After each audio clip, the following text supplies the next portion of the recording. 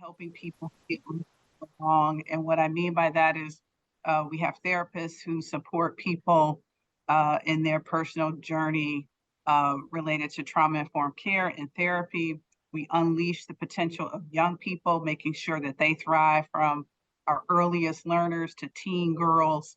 And then we help build the economic equity that communities need to thrive, ensuring that people have opportunities for work, to start their business, to grow a business, and just for their families to thrive overall. And we are relentless in our efforts to get people to work in sectors where they have traditionally not been involved in: transportation, distribution, and logistics, financial services, healthcare, IT, which is why I'm super excited about the panel we have today. So without further ado, I want to introduce you to our panelists. First, I want to start out with Tanya X. Bueller. She is Assistant Vice President of HR Human Resources at Union Pacific, one of the country's largest railways, an iconic institution. We're also joined by Felicia Foster, Head of Strategic Initiatives, Business Management, People, Culture, and Brand at BMO. Again, an iconic brand and financial institution in our city. She's also a YWCA board member, full disclosure. And we are also joined by Tamika Jean Baptiste. She is Vice President and Chief Diversity Officer at Amgen, a Los Angeles-based healthcare organization. She's had a 20-year career. She is a change agent. And we're also finally joined by Amy Baer Thomas, Chief Supply Chain Officer at Ulta Beauty, one of my favorite stores. And she is also a board member of the YWCA. Welcome, panelists. I'm so geeked about this conversation.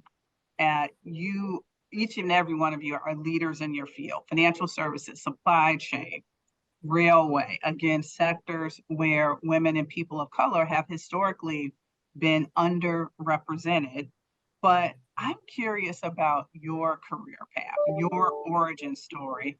So I would love to know a little bit of insight into what attracted you to the fields and sectors that you're in. You know, what brought you here? And I want to invite Tamika to actually kick us off. Mm-hmm. Well, thank you, Nicole. I just want to thank you for inviting me to this forum, and it's so exciting to meet leaders in the various industries on this panel. So I'll start by saying, you know, when I hear what attracted me to this industry, I always say that the pharmaceutical industry, it found me, right? So just a little bit about my history. So I was heading, you know, you get out of college, you've gained what you think is a good wealth of knowledge. And I was heading down a very different path. So I was looking for a marketing position, you know, was exploring jobs all across the US. And one day, about 2 years after post undergrad, got a call from my counselor from the university I graduated from. So I'm a native of Arkansas. And he said, hey, you know, there's a company, a large pharmaceutical company that's building their sales force. And I think you would be ideal for this opportunity. So went to interview for the job. On my drive home, actually got a call from the person I interviewed with and said, hey, do you want this opportunity? And I was like, oh, okay. You know, I did the historical, I'll do this for a little while, right? And get back to what I thought was my actual career path. So I started with Johnson & Johnson initially in my career, and had an opportunity to work as a sales representative, and also, you know, explored regional sales training positions. So then I got the call from Amgen back in 2001 and joined that organization. So a little bit about Amgen. Who are we? It was, you know, one of the early biotech companies. It was founded. So we're relatively young compared to the J&Js and Pfizers of the world. But it was founded in 1980. And what we do is we develop, we manufacture, and sell therapies for serious illnesses. So little did I know that it would be the biopharmaceutical space where I would actually get to put my marketing experience and knowledge into practice. So I've been able to, you know, gain diverse leadership experiences in sales, marketing, and even product access strategies, as well as in human resources, as of recent years. So about the what attracted me, or really not just attracted, what kept me in the biopharmaceutical industry is really patience, right? When you hear the powerful stories of patients, I never forget those moments where you've been stopped by patients in waiting rooms, in offices, hearing from physicians who felt like they didn't really have anything for certain illnesses in their armamentarium, and they now have products that are truly changing patients, caregivers' lives. That has some sticking power, right? So, as I look up, it feels like 20 years have flown by because those stories really connect with you on a personal level. If you've had a family member or whatever that have been impacted by some of these illnesses, as well as patients that just want to share how thankful they are about what we do. So probably a common thread. So people are probably wondering, how did you end up in diversity, inclusion, equity, and belonging? And throughout my career, I've always been connected to the work of diversity and inclusion, right? So as a younger company, I started many employee resource groups in different chapters within the organization, because I always found that employee resource groups were a great source of connection, belonging, and really support for me as I navigated through my career. I met leaders who were very supportive throughout my career. So I always say that HR and DEI work is not for the faint in heart. So, I made a hard detour into the work of diversity, equity, and inclusion, and now operate as the chief diversity officer for Amgen, really helping to develop our strategies, evaluate those strategies. And we commonly refer to the work as DIMB, diversity, inclusion, and belonging, which is really a focus of our effort. So again, I look up and say, hey, it's because of the things that my mom instilled in me that probably, I arrived in this work, because she always kind of taught the importance of celebrate your uniqueness, but also advocate for yourself, but more importantly for others. So it's not enough to just open the door, but can you leave the door open and help others get through the door? So it's probably no surprise that I'm in the work today. So a little bit about me I and my love career. that, Tamika, and it's inspiring. I want Tanya to jump in here. Yes, Tanya Eggspieler, Union Pacific Railroad. I joined the railroad 24 years ago, straight out of college. I never thought I'd work for a railroad. We're sitting at 5.5% females at the company, so definitely a male-dominated industry. Why I chose Union Pacific out of college is because of the opportunities with the company. You look at, I'm an accounting major out of college. I spent time in finance. I went to marketing and sales. And for over 15 years now, I've been in human resources. And, that's what I would say about corporations, and especially at Union Pacific. We encourage that cross-functional experiences that are available to individuals, especially to learn different, I say there's cultures within cultures at companies, to learn the various cultures, to learn the business, and you bring more. I never dreamt I'd be here 24 years. I have no plans of leaving because of the opportunities, but because of the conversations we're having here, that we're going to be having here today. About the D&I initiatives, how we're trying to focus on our people of color at the railroad, increase our female representation. I want to be a part of that journey here at the company and be a part of giving those opportunities. So what I always tell people is, don't shy away from industries that are on that journey and that long path. Be a part of that. Don't think also that once you choose a major, that's your entire going to be your entire career. It doesn't have to be. I also chose Union Pacific because we've been around 160 years. I was coming out of college during the Y2K. Some may thought everything could potentially shut down, and I wanted a stable company that would be around in years to come. And I'm so thankful that I did, because they've offered me an amazing career and have provided for my family and given me the opportunities I never thought would be possible growing up. Neither of my parents went to college, but I knew that was my path. And I never dreamt I'd be an executive at a Fortune 200 company, but Union Pacific has afforded me those opportunities and a fantastic career. Love that. I love the staying power. And I know Felicia also has an interesting story.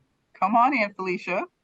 Sure. So, one, thanks for having me. Also, always look forward to helping to champion the work of YWCA.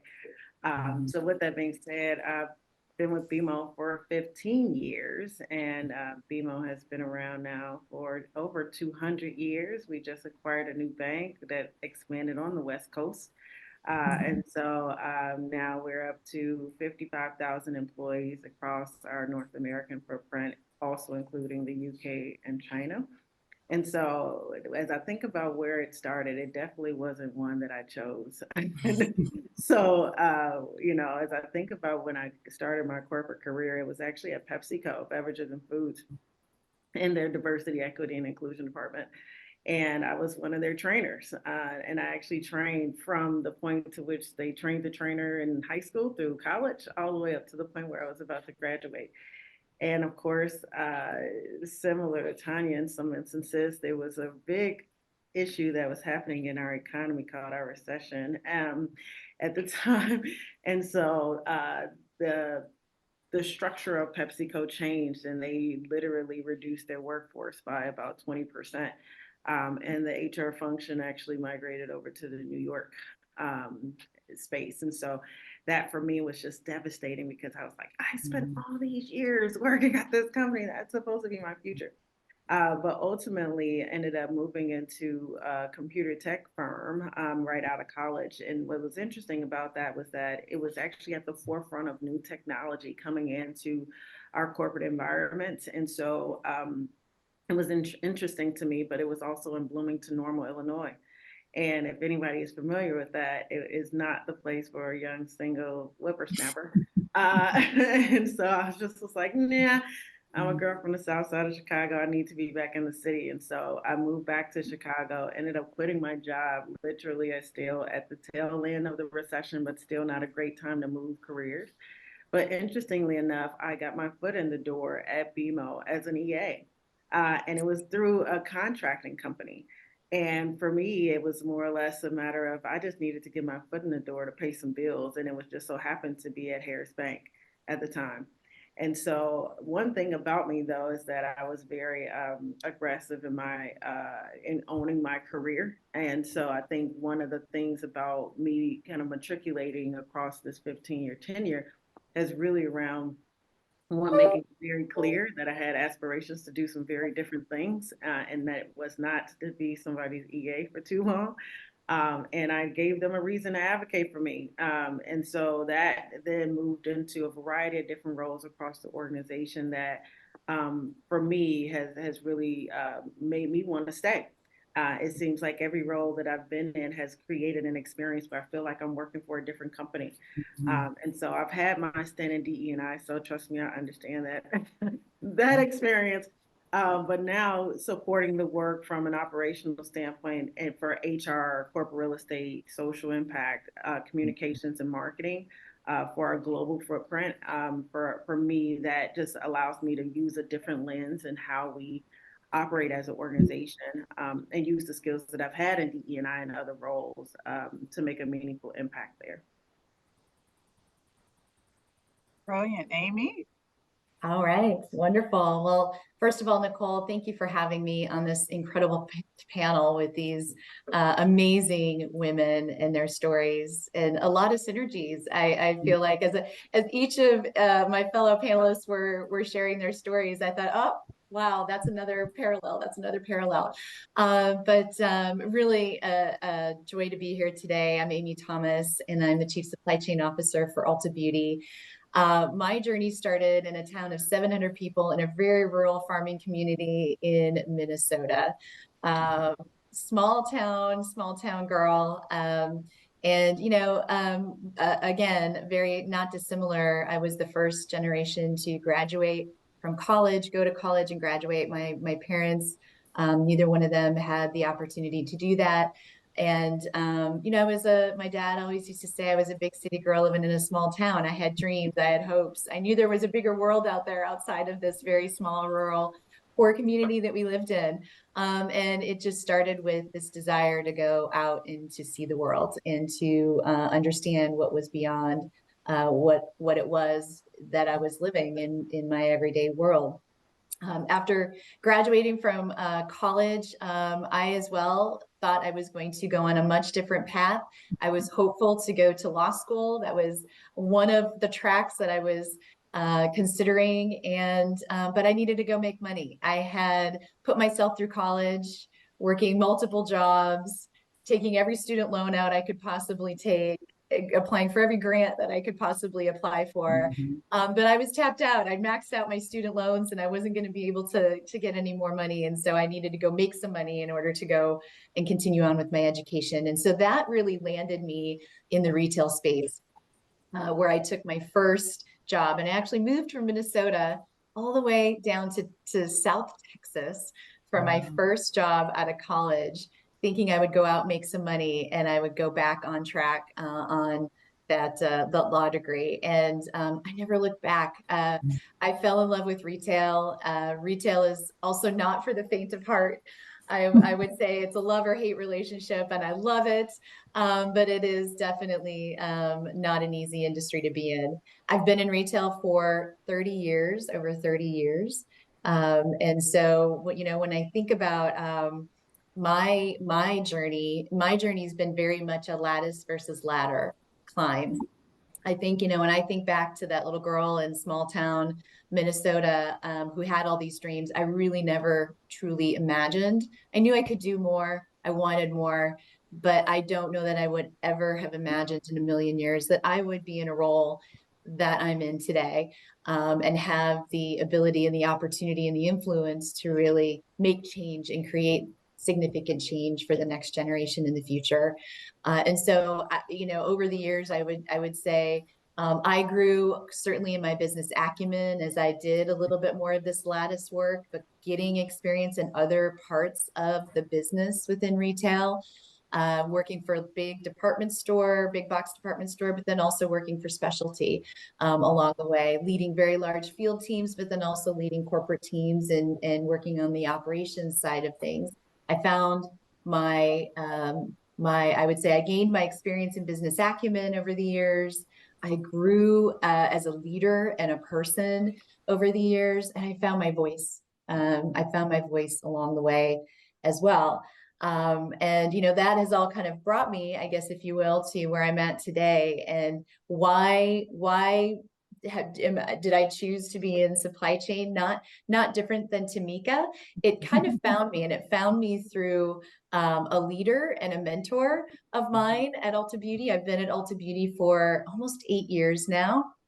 And I love working for Ulta Beauty, not just because I love beauty and beauty products, but I would also say, Ulta Beauty and Ulta Beauty DEI is really part of our DNA.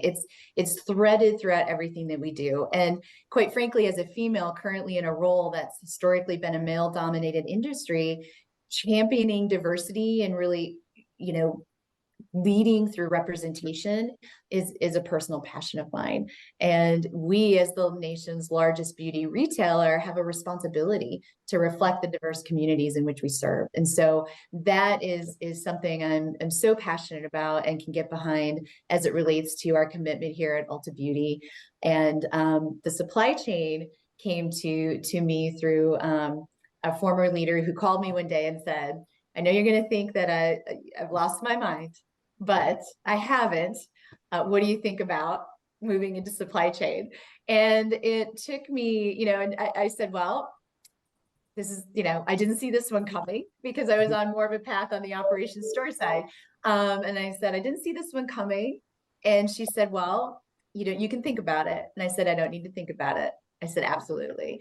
And so I think that goes back to that, taking some calculated risks, really leaning into sometimes outside of your comfort zone, and taking some of those lattice or ladder opportunities that might be a little scary, but are going to prove out to be invaluable experiences that are going to help you continue to grow and thrive, and ultimately be even that much more of what I would consider a utility player that opens up that many more opportunities for you as you continue on your journey.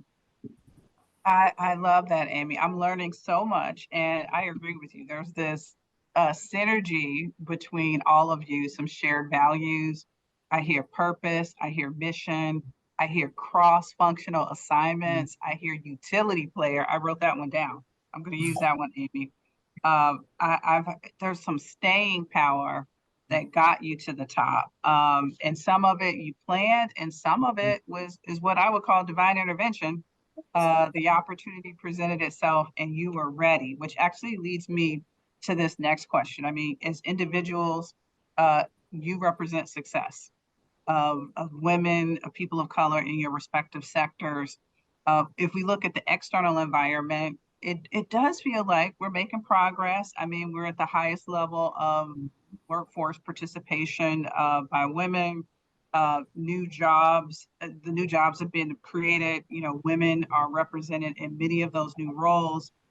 But I wonder what is happening in your industries, what is happening in your fields, in your companies that's unlocking access for women and people of color. Let's talk about what's working. Tanya, Yeah, so I can. You've been there. Yes, I can speak to that. So at Union Pacific, back in 2020, our CHRO was very adamant. We need to, represent the communities in which we live and work. And, we knew we had progress that needed to be made.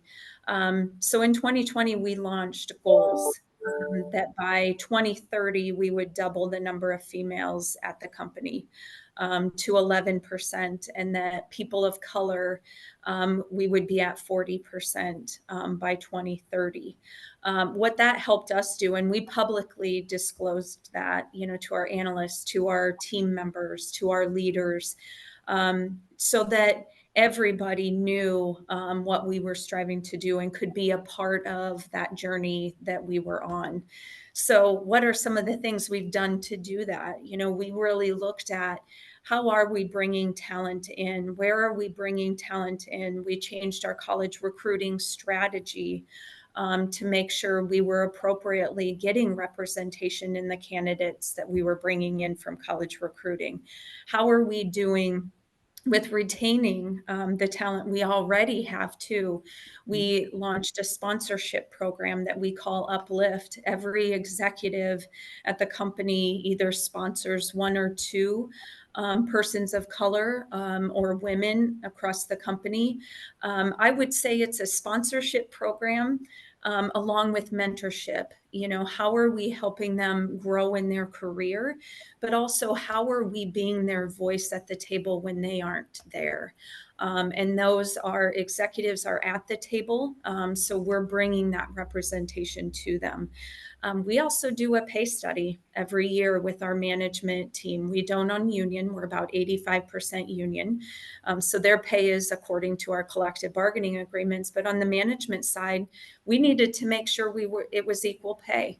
I'm happy to report our most recent study that women earn 99.7 cents versus men. And people of color's 99.8 cents. So that is very important to us. Are we equal Tanya, pay? Did I get this right? You closed the pay equity gap at Union Pacific? Yes. Yes. Okay, I just want to make sure we understood that right. Yes, there's no huge. statistical difference. And that is huge for us because, again, you look at the numbers of where we're at, we're making sure that women are equally paid to men. at all levels. And then we have a female employee resource group. We Mhm. find that important. If you see me using my mug, it's called Oh. LEAD. Lead, Educate, Achieve, and Develop.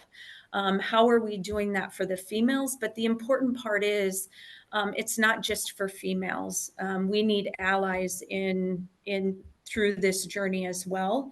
So allyship through that is very critical too. Those are just some of the strategies we've embarked on, and I'm sure there'll be many more to come. We have an amazing chief diversity officer, but it's not just her role, it's every single employee in the company and every leader's accountability, and that's what's important to make change happen. I love that. You've set the bar, Tamika. Uh, we Absolutely. jump in here. Yes, no, all of that, very exciting, just to hear the progress that's been made at Union Pacific. And just to speak to a few areas that we've been focusing on, I think it's important to kind of start with our ambition. So we have a priority for the organization to increase, number one, the representation of women at the executive director level and above, because we were filling our pipeline. I'm happy to report that Amgen is 52% female globally among 25,000 employees. So there's been some pretty persistent and consistent effort to make sure that representation is there. But we saw an opportunity to make sure that we didn't have women stopping at mid-level management, and that we were really intentional about increasing our executive leadership ranks with good female representation. So excited that as of now, we have nearly 45% of women represented at that ED plus level. So we've made a lot of progress, and we will continue to make progress in that effort. So some of the ways that we're kind of focusing on the recruitment, but also the retention of talent that we bring into the organization. During COVID, I think we were all trying to figure out what does good look like in terms of, this new remote world that we were all facing. And we took a bold step in our industry to implement what we call flex space, which is really a more flexible work model. And what it does is it gives our employees, the opportunity to figure out where they want to work and how they want to get work done in partnership with their manager. And what we found that this program really helps women and minorities really help pursue and balance not only their professional growth, but also their personal ones, right? And provide an opportunity for us to also attract a broader range of talent. So we've already, over the past 3 years, seen an increase in females during this time, as well as minorities represented in this more flexible work environment. Currently, we have nearly 50% of our staff who identify as minorities, right? And if you parse that out, we're really focusing on increasing Black representation in the U.S. as well as Hispanic representation in the leadership ranks as well. So again, I use these words often when talking about this work: persistent and consistent, right? So, it's great to celebrate the milestones and progress made, but it's also important to maintain that intentionality as well. Tanya spoke to the importance of employee resource groups. And I have to say that our group, I love the lead example there, but we call our global women's employee resource group, We Too, and it's Women Empowered to Be Exceptional. So we have over 20 chapters globally. And through that ERG, more than 1,000 women have been a part of our mentorship program, which really helps, provide support and development opportunities for women who are seeking leadership opportunities.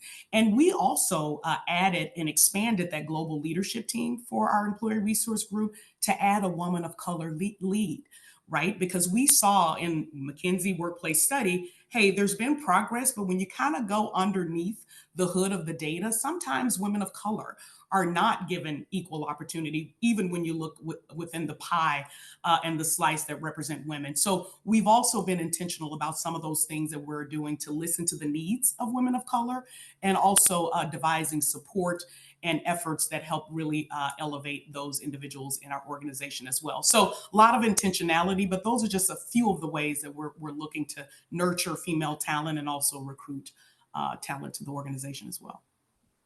Fantastic, Tamika. Amy, do you want to jump in here? I know Ulta has a great story around women. I would love to, Nicole. Thank you. I would say this: we're making progress, but there's a whole lot more work to be done. This is a journey, and for us, it's when we talk about this both from an Ulta Beauty perspective as an enterprise, but also as I think about more specifically supply chain. Someone mentioned, a culture within the culture, right? I think that Tanya, you mentioned that. And there are cultures within different parts of the organization that really ladder up to the overarching culture of the enterprise. And we have a really strong and rich and deep culture. And DEI is a big component and a part of that.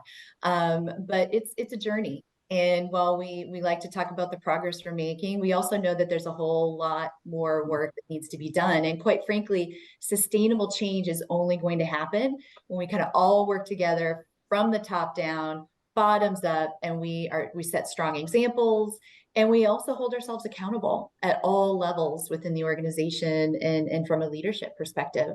When I think about Ulta Beauty, I'm super proud that I work for an organization that does really represent the world in which we live. We have 53,000 associates, and we are 91% female and 53% people of color. So I'm really proud of that fact. But as I mentioned, we don't sit back on that. Tamika mentioned it. There are layers and parts and pieces to this that look very different as you dig in throughout the organization. At an enterprise level, we've got really incredible programs that we have in place to really focus on, I would say, and really build up and provide education and development to our diverse associates.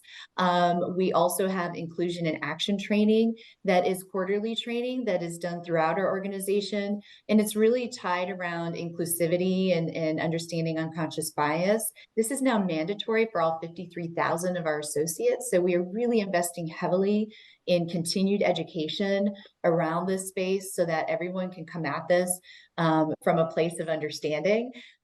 We do our annual culture survey where we really pulse our associates across, again, our 53,000 associates to understand, are we doing the things we need to be doing that they would consider having impact?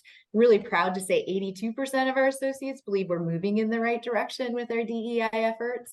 But again, there's more work to do. We have a team that is committed to diversity, equity, and inclusion within the enterprise. We as well have our BRG groups, our business resource groups. We have one for women. We have a Black business resource group. We have a veterans BRG. So we have multiple BRGs that have been stood up across the enterprise with associates and leaders really working within those to continue to foster and build on the great work, but also the needed work that needs to occur. I would say specifically within supply chain, there are a few things we have done that have been very intentional. So I stepped into the role almost 4 years ago, and we looked to say, how could we, because within the enterprise, while Ulta Beauty has high level of female representation, the supply chain did not. And so I'm one of few supply chain leaders at this level that are female. And when I stepped into the role, our female representation at director and above was not very strong. And so we got really intentional and there, I would say intentionality and diligence and being very focused and mindful of how we weave DEI into everything we do in our conversations is really important so that it feels organic, it feels natural. And so we started that through what we stood up and referred to as ACE, Awareness, Celebration, and Education. And so as an enterprise, we have moments in time each month that we celebrate and we recognize different diverse groups across the enterprise. In supply chain, we wanted to double down on that and in parallel with what the enterprise was doing, take it a step further.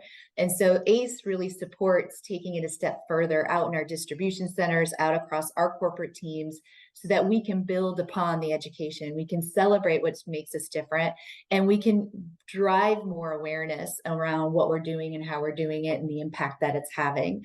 This last year, we stood up Real Talk, because we wanted to take it even that much deeper, pulling smaller groups together to be able to really put real situations, real life scenarios and feelings out on the table and have open and transparent and real dialogue around it.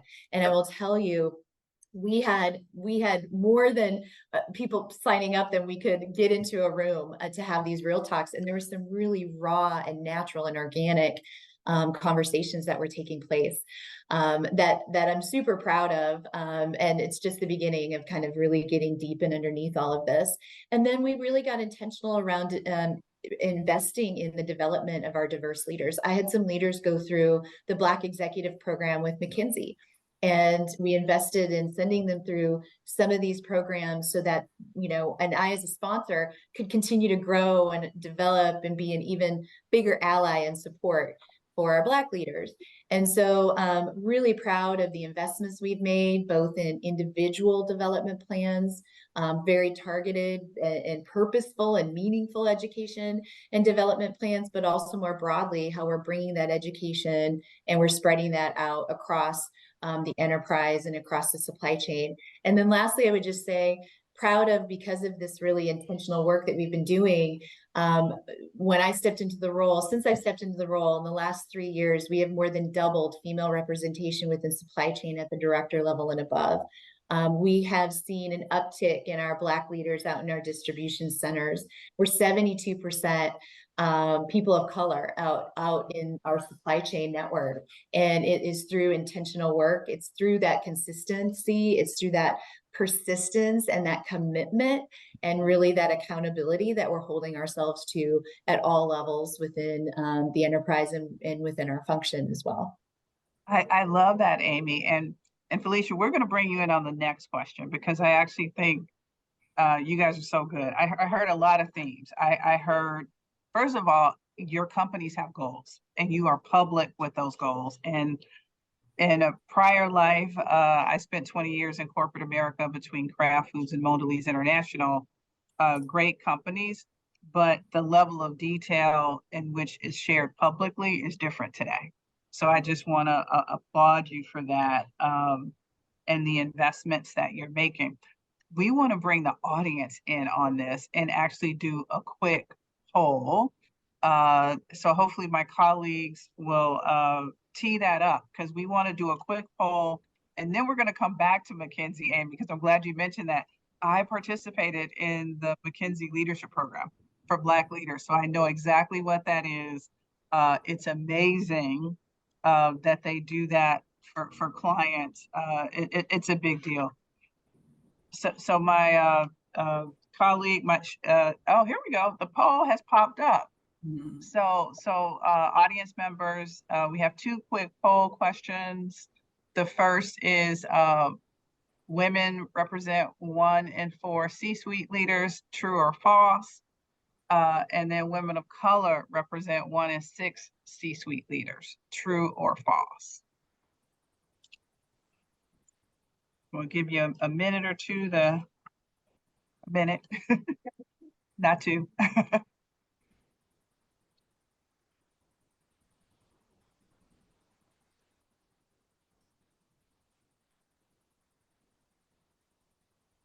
And will we be able to share the results?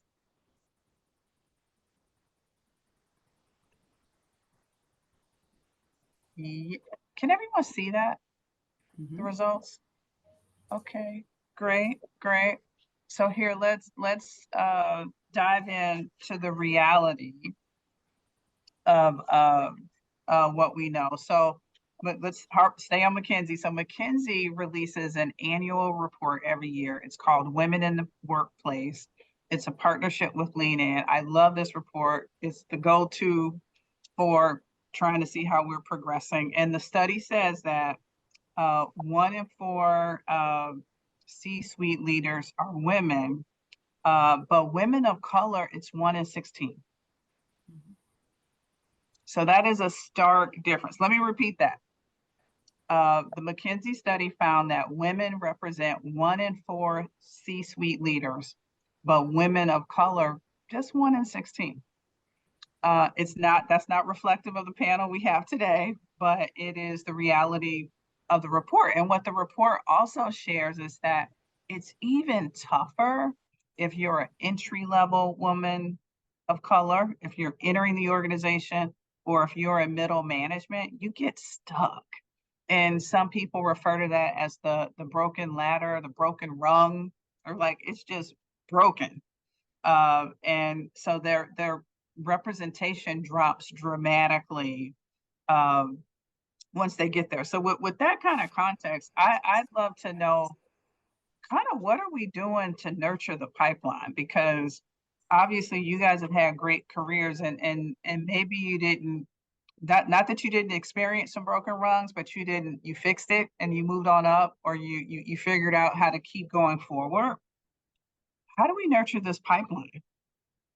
Felicia, maybe you want to start us off here. Sure. And it's actually kind of piggybacking off of Amy's comment around we're on this journey, right? And BMO has been on this journey for quite some time, especially in financial services, understanding that it has been a predominantly male dominated industry as well. And so for us, I think that what I oftentimes say when I used to lead inclusion for us in the US is that we were on a cruise ship and now we're on a speedboat. I think around the issues with George Floyd and COVID and the pandemic, it literally accelerated us to get on a speedboat to move this work forward. And so for us, we've always had goals and representation and things that around closing our gender equity gap here at BMO. But I think ultimately it enabled us to really look at this at an end-to-end view and say, where are our issues? And again, going back to what many of the panelists have already said, it's not at those, early career, mid-career levels. It's at our senior leadership. And so when we established our zero barriers to inclusion strategy, it was around not just our colleagues, but our customers and our communities. And looking at the totality of what we do as an organization and how we show up for women and the intersectionality of that, women of color, women with disabilities, and all of these other things that impacts women, and more broadly in other diversity segments. That for us was one of the things that kind of brought to light some things that we needed to do differently. And so one, around looking at the data and making data-driven decisions to say, now that we know senior leadership is the gap, that's where we need to see more women. That's where we put our goals. So again, we moved from having a little bit under 30% to now closer to 43% women in senior leadership roles. When you look at that for people of color, that has grown from 20% to closer to 26%, with our goal being 30% by the end of 2025. And we've seen that increase year over year. So when we pull back the layers on how we actually address the pipeline issues around women, similar to things that have already been said, it's really making a intentional investment in our development and sponsorship of women. And that's what we've engaged with Bonfire through Bonfire is a leadership development program that I brought into the organization about three years ago. And just from that investment in women, we've seen 50% of those women that were part of that program be promoted into more senior leader roles. And that in itself, again, just a small investment that was 6 months commitment for individuals to be a part of that, to then see some matriculation in our pipeline. Two is, again, the sponsorship piece. It's not just a matter of, okay, I got my name on that person, I'm mentoring them, but actively saying during our talent roundtables, who's in this pipeline, looking at it from a gender equity perspective, looking at it from a people of color perspective. In addition to that, we've also kind of, and Nicole, you've been a part of this. We've established this quarterly connections for senior leader women across the U.S. and Canada. And what we do within that is, one, building this sense of community across women overall, and really being able to bring forward unique challenges and bold conversations that allows us to talk about real issues impacting women across our national and global footprint.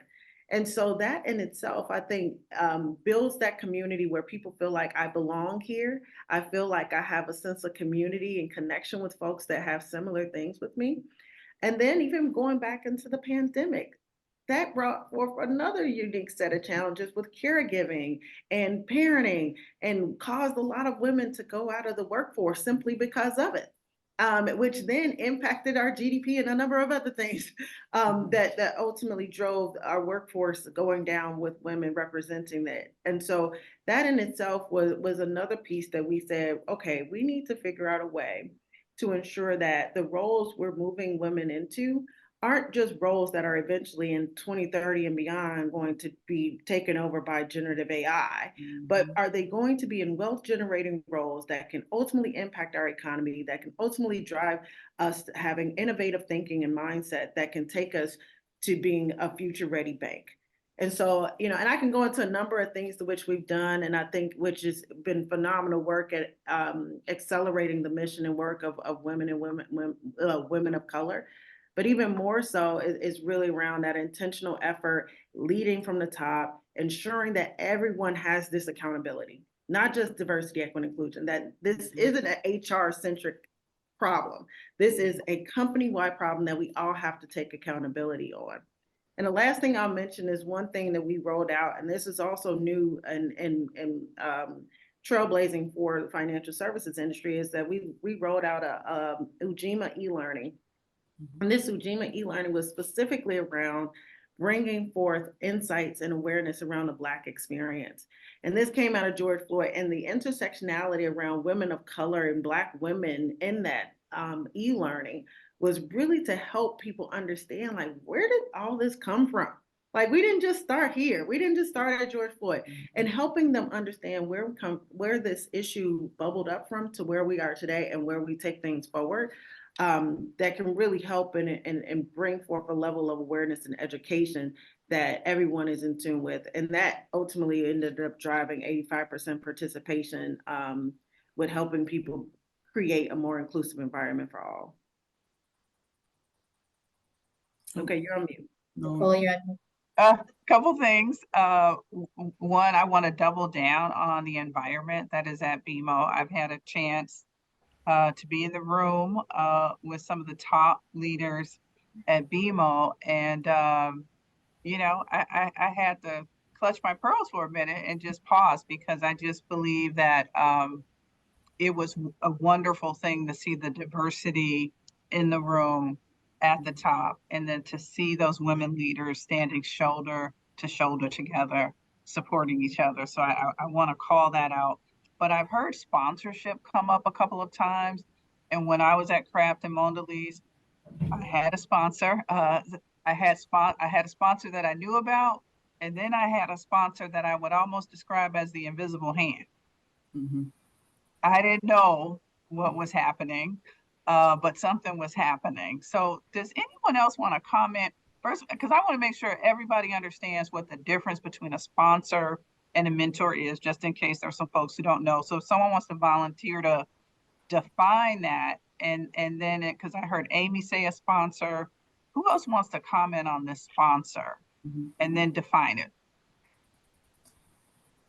I would just add, Nicole, and this is one of the things I learned being a sponsor for the Black leader that I sponsored through the McKinsey executive program, is there's no shortage of mentorships and mentors.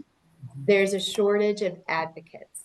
And so when I think sponsor, in my mind, I think advocacy. And it's about who is going to be in the room and represent you when you're not in the room. Who's going to tell your story? Who's going to, take this behind the scenes for you? And yes, sponsor you, but advocate for you. Advocacy is so much different than mentorship. And that's what's lacking, is the advocacy that needs to happen. Yeah, I agree. The only thing I would add is it's providing the opportunities. The sponsor provides opportunities that this individual may otherwise not have available to them. That's a key component of our sponsorship program too.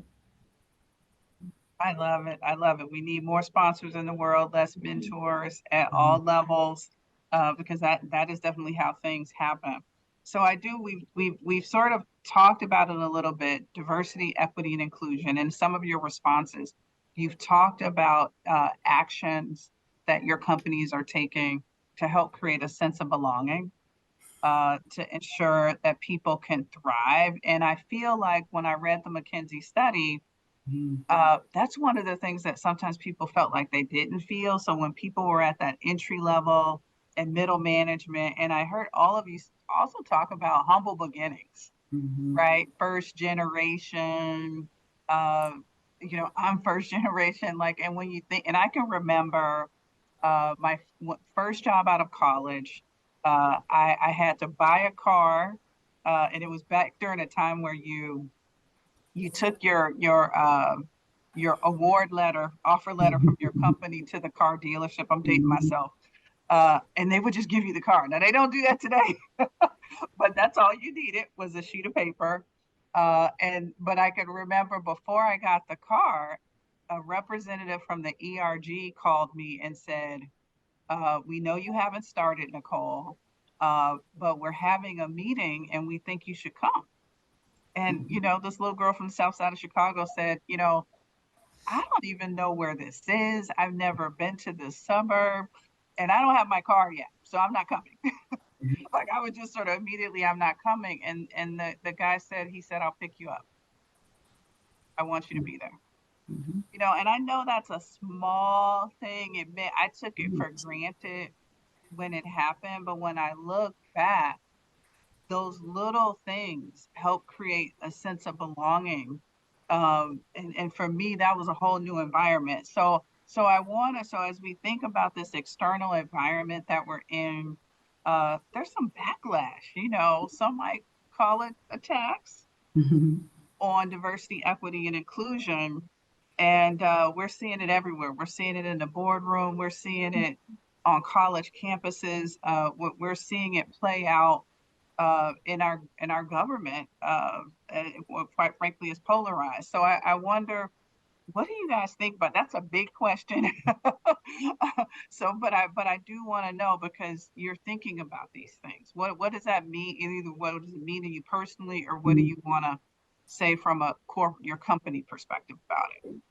Yeah, Nicole, I just want to underscore what you said in terms of the focus on belonging, because I do feel that that's critically important. It's like we got to do a lot of things in parallel. Because when I think about, all the work we do to recruit talent, attract talent, if we're not creating an environment that empowers individuals when they're here, to thrive, to me, that's a leaky bucket, a great marketing term we always use. So again, do all the effort bringing them up top and they're coming out the bottom, right? So I think it's so important to make sure that we not only, equipped our leaders to create those environments and be very, intentional about the support we're providing, the education we're providing for leaders to create those safe spaces and environments, to really understand and tap into what our various diverse employees value, is critically important. So when I think about, just kind of the political landscape, and I think back on the work of DEI historically, it's always had resistance, right? So the resistance isn't new, but what I do feel is different, and maybe a nuance in today's environment is it's amplified. When you think about social media and all the media platforms that allow, just dissenting views about the value of DEI to just, be magnified in the public, in the political and social arenas, that to me is what's unique about this time in the work. So, what I can say is, what are those things that we remain committed to, right? So at Amgen, we've done this work well before, the killing of George Floyd. And I know a lot of companies, woke up and found it was important to do then, right? So I think it's important for us to remain committed. Those companies that are, I've heard some exceptional examples on the calls today in various industries of what companies are doing to really continue to amplify the importance of DEI, but more importantly, remaining committed to creating diverse work environments. Because guess what? It's good for business. It's not just the right thing to do. It's good for business. For us as a science-based company, it's good for innovation. And if we innovate and have great science and great therapies, guess what? It helps us deliver for patients who are suffering on a day-to-day basis with serious illnesses. So we understand the value of that, and we're very focused in terms of not only building a diverse workforce, but how do we diversify even clinical trials to make sure that our outcomes and our therapies are the most effective. That's our goal, right? So to me, the business value of DEI is really built in our business strategy. It's built, I heard Tanya say, in the DNA of our company. So to me, I've never wanted the work to be over here. It has to be integrated in everything that we do. So again, we remain committed to the work and, ride the tide of resistance that has always been when we talk about this work. So I love that. Ride the tide of resistance. I'm writing that down. I will be tweeting you guys got some later. quotable Hope that's quotes okay. today. Because that is what we need to do. Jump in. Who wants at this question? I was just gonna, plus one to all that Tamika said, because I couldn't agree with you more. We're on the same journey. We're already committed to it, and it's not something that we're backing down away from. I think one of the things that we're learning is that it's okay to make mistakes. And I think in this diversity, equity, inclusion space that we're in right now, it's almost like it's inevitable. You're going to. But those are the moments when you learn. And because in the past, I think what we weren't doing in the past is that we weren't making those active mistakes. It was almost like we got to do everything right, and if we don't do it right, we're not going to do it at all. And that's why it slowed the pace of the momentum of DE&I getting to where it is today. And so because there's so much happening right now where, saying the wrong thing from a Jewish and Palestinian community to saying the wrong thing from a Black woman perspective, you can say the wrong thing, but I think the reality is the recovery. And all of the work that we do to really help elevate this work is really creating spaces to have these bold conversations to say we're not always going to get it right. But these are the moments where we're learning so much about the world that we never would have even opened our doors to create that space to do so. And especially in financial services, we didn't have that. And again, thinking about 10, 15 years ago, we shied so far away from even having any kind of conversations about issues that are impacting our diverse communities. And when I say diverse communities, I'm meaning all, even to the experience of white heterosexual able men and their experience in this DEI journey, because if we're trying to be inclusive, it's all.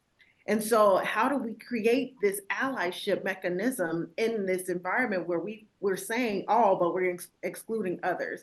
And so ultimately, it's just, for me, that we haven't changed directions. We haven't moved away from what we're doing.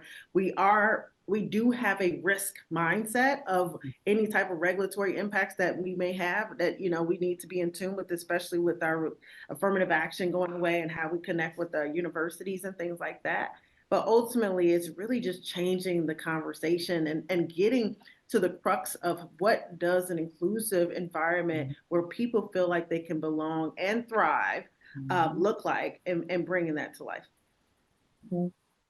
Yeah, I call it a business imperative. So a KPMG study showed that companies with increased diversity are more likely to outperform their peers on profitability by 33%. There's a reason that's said from a people of color and female perspective.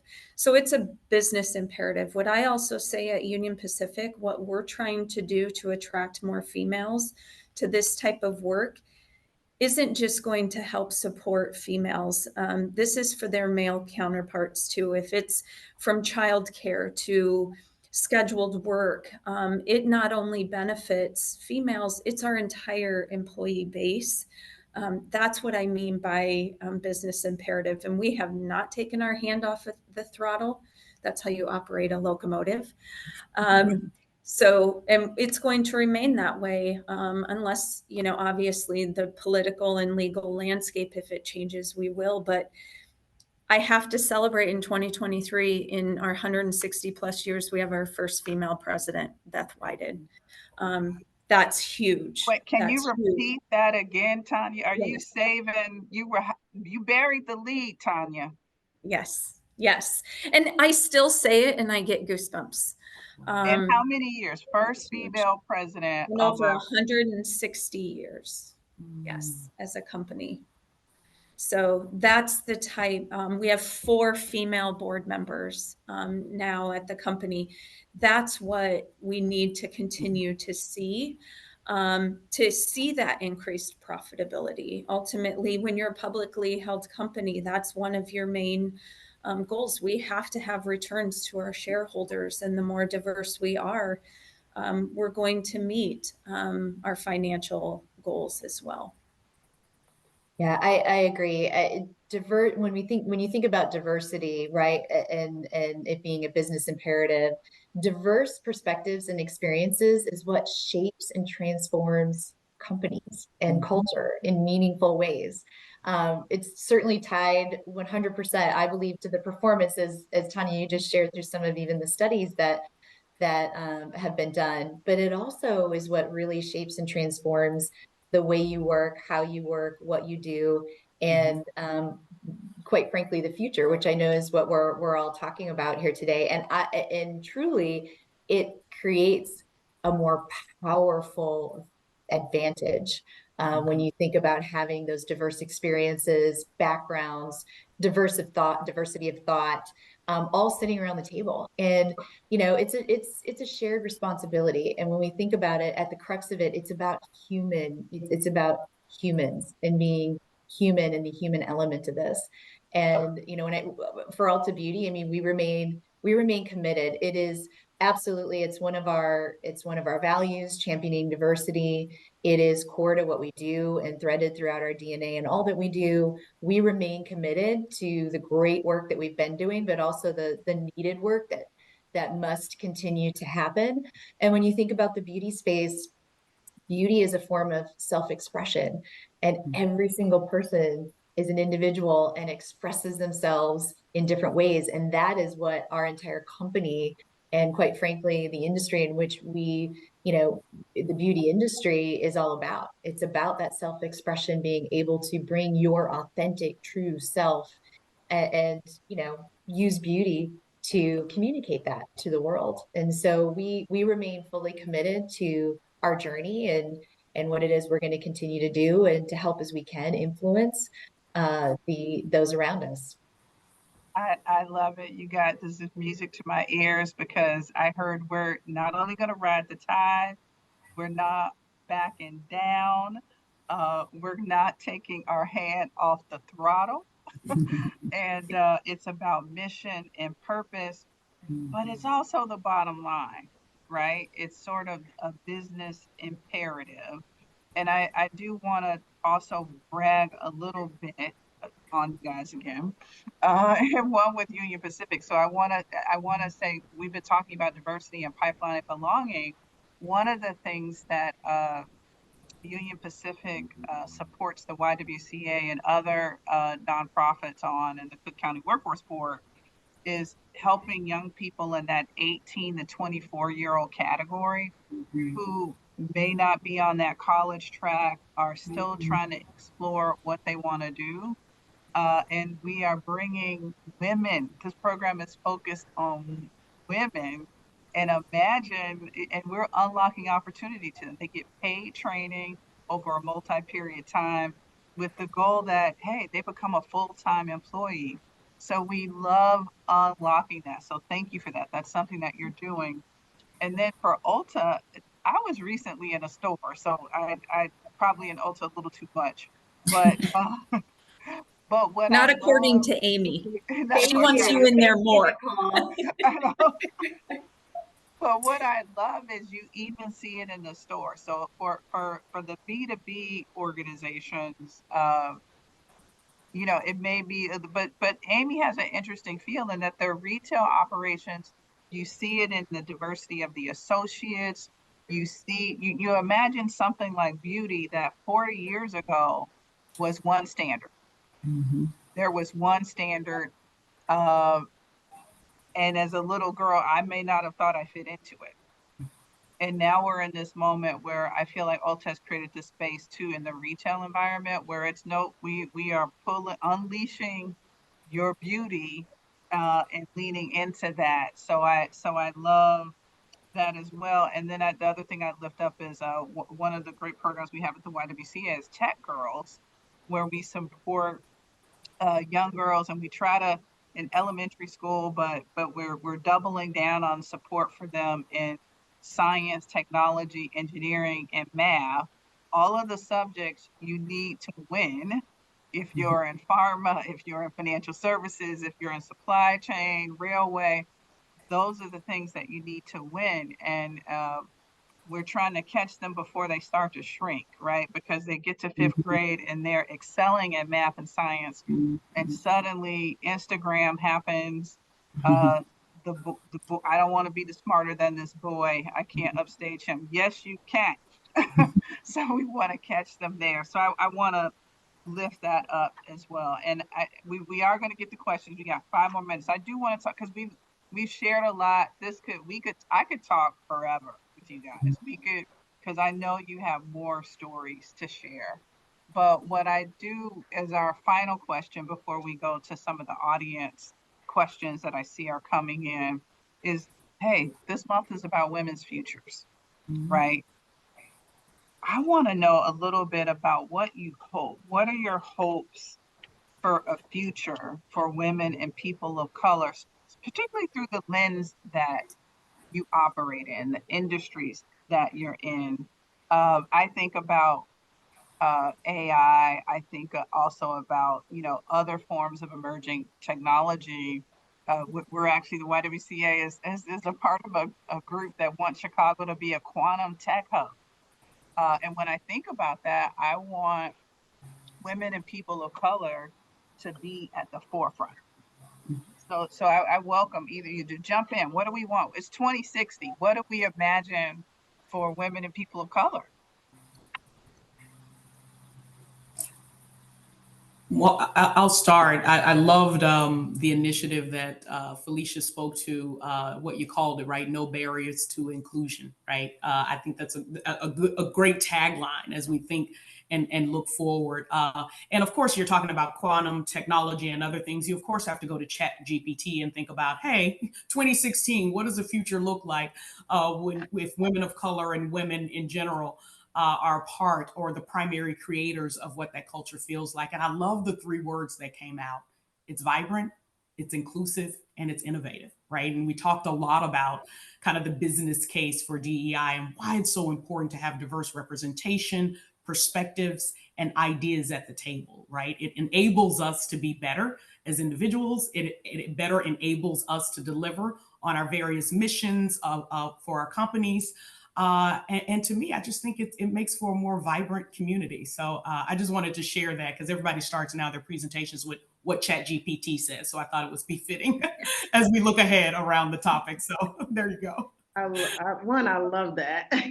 So probably should have did that on a couple of these, but I will say, I came out with 3 themes, and it was based in and rooted in education, compensation, and the roles that we're in that, I could see us, making an impact. And going back to the business imperative, I'm always, given I'm in financial services, always thinking about the economic impact. And when I did some research, it literally was a matter of, if we had the educational attainment that was similar to our peers in other racial backgrounds when it comes down to looking at women of color, we could generate an additional $107 billion in our economic activity. If women also have been in positions that better match their education and skill set, that can contribute overall $507 billion in our world biggest economy, right? And then going to the compensation element, again, when you look at it from a people of color perspective and women of color specifically, we're 63% of the dollar when you're looking at it against white men. And so kudos to the work that's happening at Union Pacific of closing that gap, but we have so much further to go when it comes down to other institutions and industries. And so, but if we actually address that, that would be trillions of dollars in our GDP. And so for me, when I think about the future, is actually, if we can solve those 3 things, particularly in this area, when we're thinking about women of color and women overall, those 3 things I think will elevate us to an economy that thrives overall, that really makes it a beneficial and inclusive and warm place for everybody to be, where they feel like they can grow and thrive.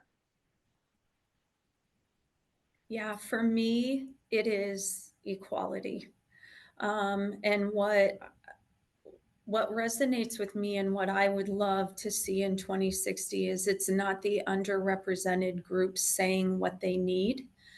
It is their counterparts saying, here are the barriers that these individuals in underrepresented groups need. It's automatically being that sponsor for those individuals. It's not the underrepresented groups.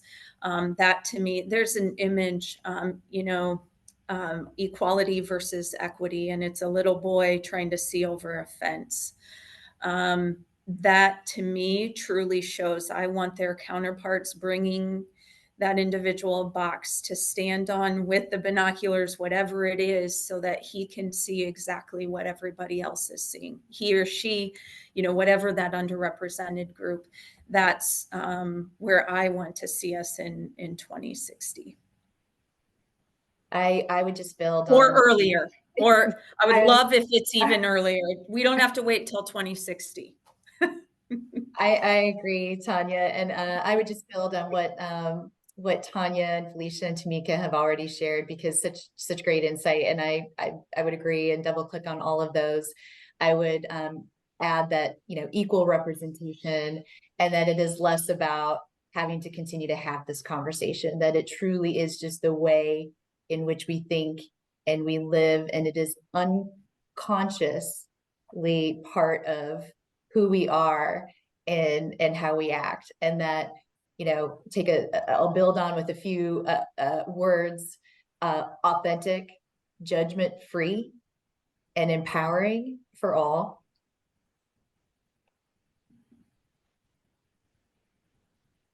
Sounds like utopia I right love there. it. And I like Tanya's challenge. How soon can we do this? Let's go. Well, look, we have some questions for the audience. Let's get to some of these because they want to hear from you. And so I know people probably ask you guys this question all the time.